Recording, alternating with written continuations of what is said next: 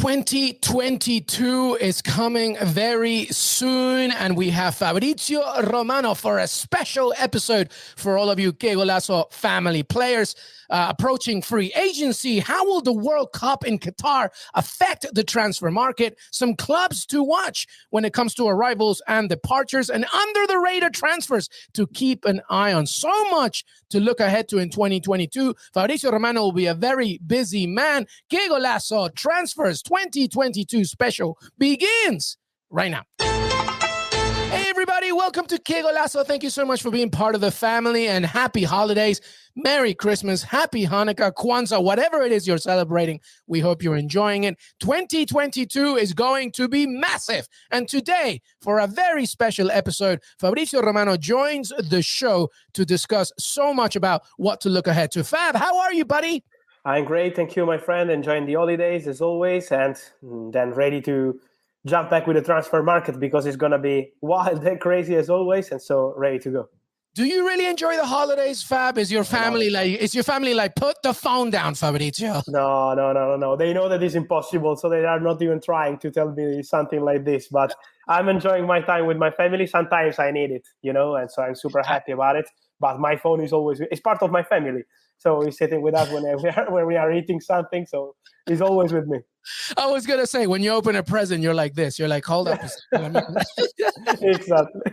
Well, everybody understands, and we appreciate you for all the great hard work. And Buon Natale, happy Christmas. I hope you have a fantastic end of year. But this is our look ahead to 2022, everybody. This is a transfer special with Fabrizio. We're going to get straight into it. Fab, we begin with the first discussion, which is about the free agency in the world of football in 2022. There are so many names to discuss, from Antonio Rudiger to Lorenzo Insigne, Dembele, Dybala, Kessie, Pogba, Mbappe, of course. So let's begin with those names. Let's begin with the biggest one there is, Kylian Mbappe. And what can you tell me? What do you expect? How can we bring this up? Because PSG and Real Madrid are also facing each other in the Champions League as well. This is a very interesting 2022. Yes, my expectation is going to be a really big fight because Real Madrid are working on it behind the scenes since last summer in public, but also in the last few months, Real Madrid were still pushing and trying to find the right way to sign Kylian Mbappe as free agent. So for Real Madrid, the priority is to sign Kylian Mbappe.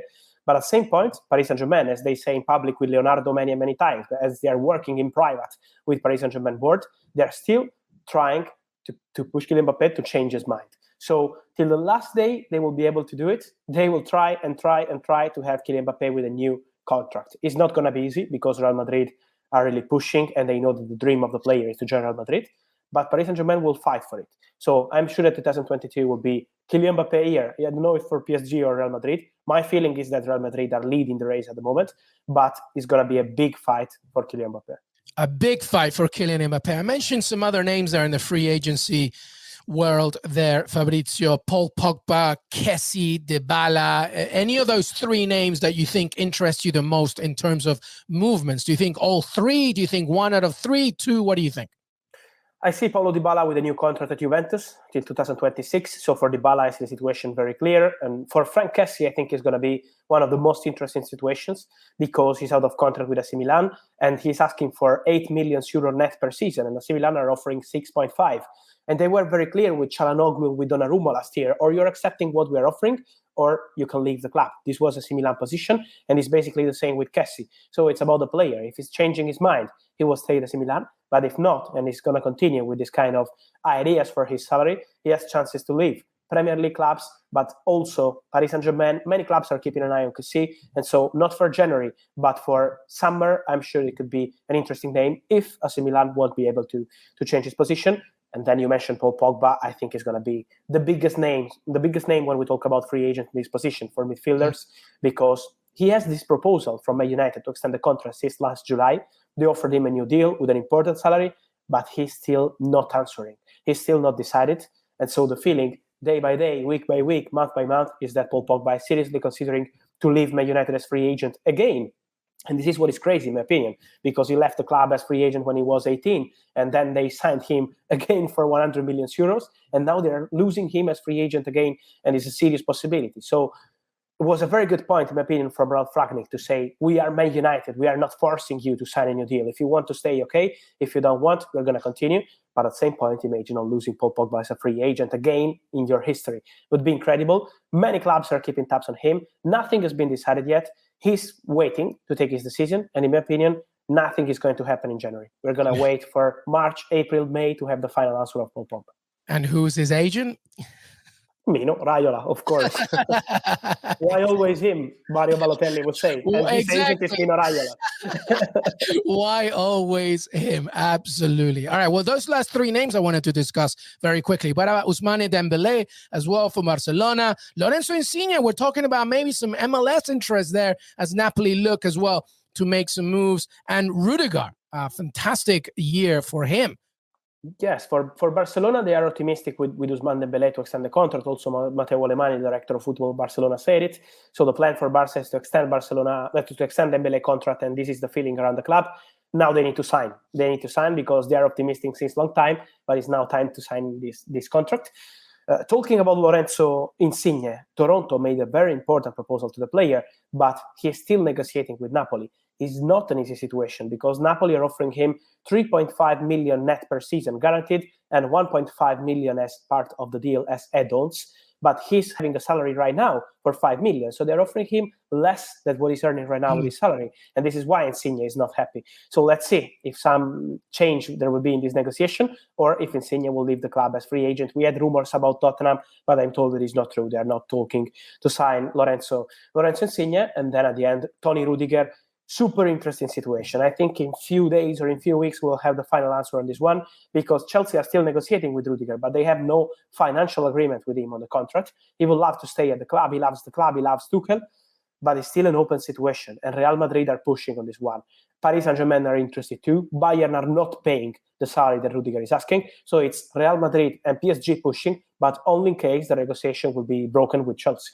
And just to remind everybody, when we're talking about all these players, the moment January hits or sometime around then, these players and their representations are free to discuss things with other clubs. It doesn't mean that they're going to move to these clubs straight away or anything, but they have more freedom to chat to these clubs. So it becomes easier, correct, Fabrizio? So it becomes an easier avenue for them to chat. Yes, it becomes regular, as you mentioned. So they are now able to sign contracts. For example, David Alaba signed with Real Madrid last year. It was the end of January, and then the pre-contract was signed. Then when you sign a pre-contract, it doesn't mean that it's official because then you need to complete this contract in an official way in the coming months.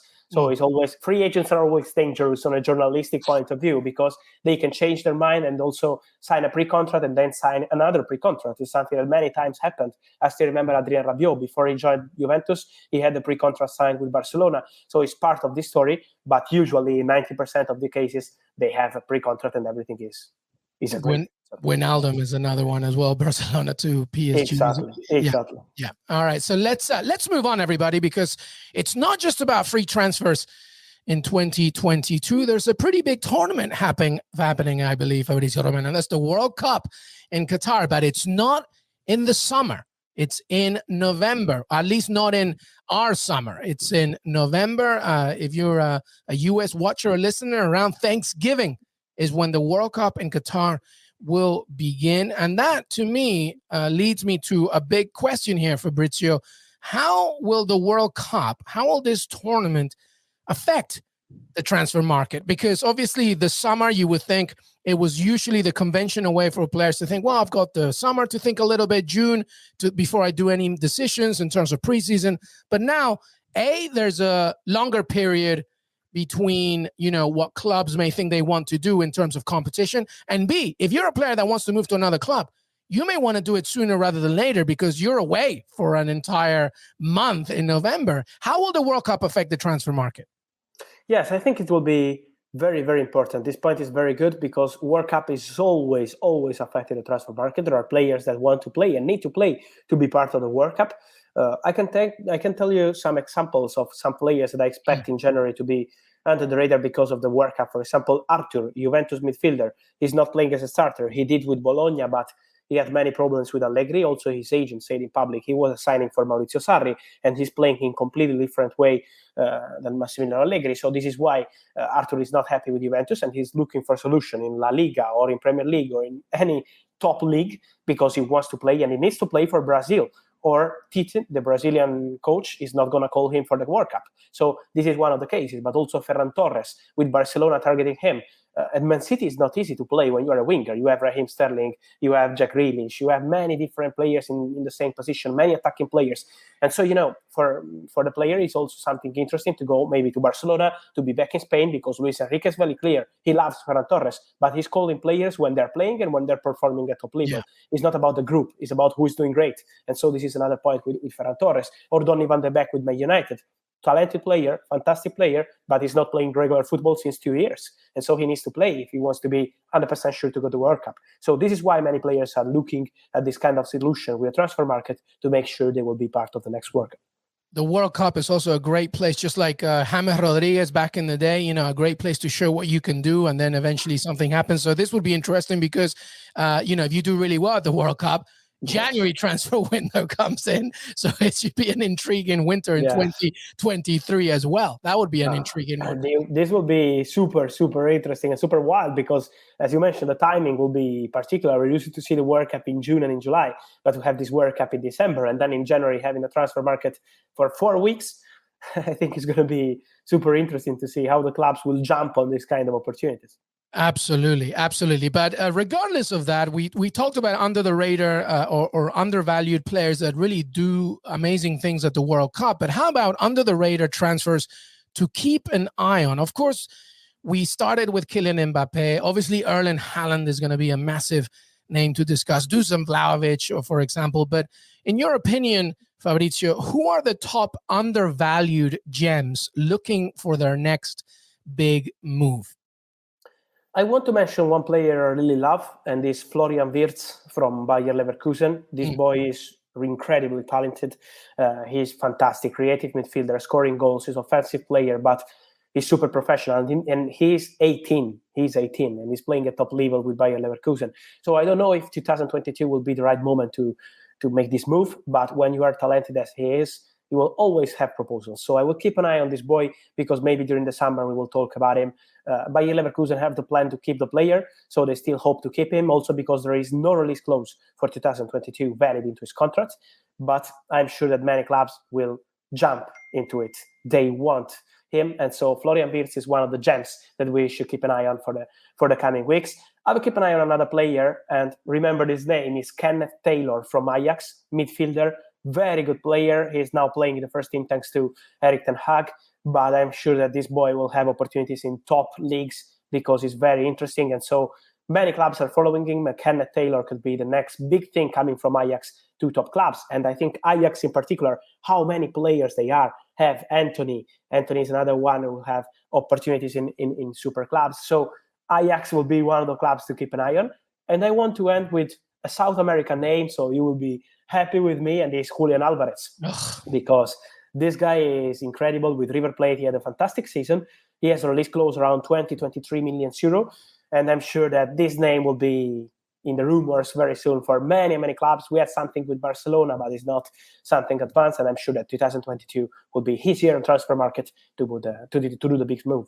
Yeah, Fab. Julian Alvarez gets me really angry because Aston Villa were kind of talking about him in the summer. Nobody knew about him, and everybody who knows about Julian Alvarez is like, 20 million? That is a bargain. This kid is so good. And now forget about it because it's Barcelona, Real Madrid, all these teams that maybe may come in. But that's a great addition for Julian Alvarez. And now that Marcelo Gallardo is staying for another year, that will prove consequential for him as well.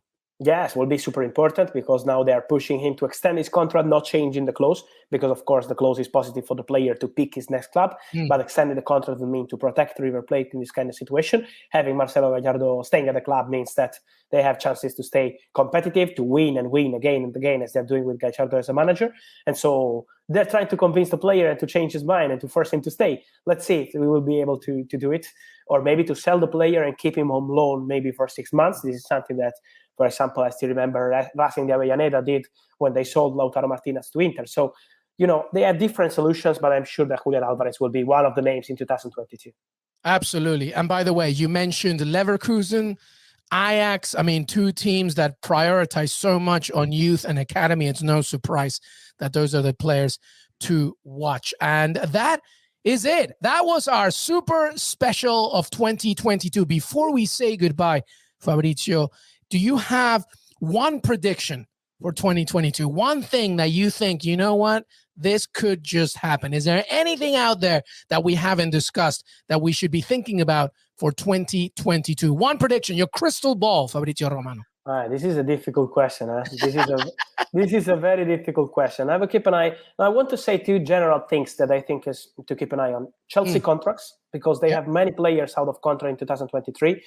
And so keep an eye on Chelsea contracts, because they need to make the important decisions. So 2022, they have Christensen, Rudiger, okay. But then they need to clarify some players for 2023, like Jorginho and many others. So keep an eye on Chelsea contracts. And then I want to say that I'm sure that the summer will be something incredible for strikers. 2022 will be the strikers transfer market, because imagine Paris Saint-Germain, if they're going to lose Mbappe, they will go for a top striker. Bayern, they need to clarify what happens with Lewandowski. Juventus, they need a top striker. Inter, they're already looking for a striker. Borussia Dortmund, they're working for Adeyemi. Barcelona, they will need a striker, because they will. Let's see what happens with Cavani, but they will need a new striker in the summer. Real Madrid, what happens with Erling Haaland, and what happens with Kylian Mbappe? We have to see what they will decide to do. But then in England, Man United will need to make a decision. Man City need a striker since 1 year. If Harry Kane leaves Tottenham, they will go for a striker. Vlahovic will go elsewhere. Arsenal will go for a new number 9, as we said on Qué Golazo a few weeks ago. So it's going to be a crazy, crazy summer for strikers, a crazy domino. So we had the crazy 2021, but I'm sure that summer 2022, for strikers in particular, will be something mad.